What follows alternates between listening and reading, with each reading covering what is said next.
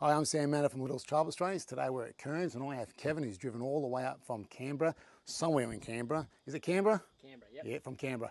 And so he needed the anchor point put into his VW Caddy. Now this is a 2016 model, unlike the 2024 where, come and have a look at this, where they have a cargo barrier. But with the 2016, it's a Perspex that's in there. I'm going to jump in there, I want to show you this.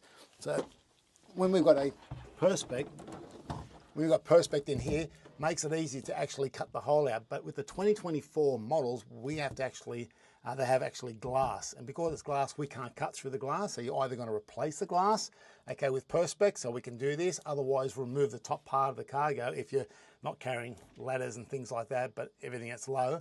And then you can be able to do this with without the top part of the cargo barrier in the 2024. But as you can follow the strap, okay, and what we've done, we put a cargo barrier, the child restraint anchorage bar as far back, so it's actually higher than the, it's almost level with the back part of the roof. So if you hit your head on it, that's your fault, okay? If you hit it twice, you deserve it. So, well, I'm only joking here, but having this, we've got an extension strap on this, and where the actual strap hooks onto that. You can loosen that off. It's pretty easy to unhook and to fit that car seat in. So I want to show you what we used at the front here.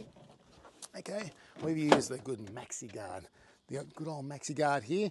Now, the Maxi Guard goes from 6 months or 12 months right through to 8 years. We do recommend the Maxi Guard, one, because the seat sits further back. We do ask you to have the seat all the way back, so because you do have an airbag at the front there.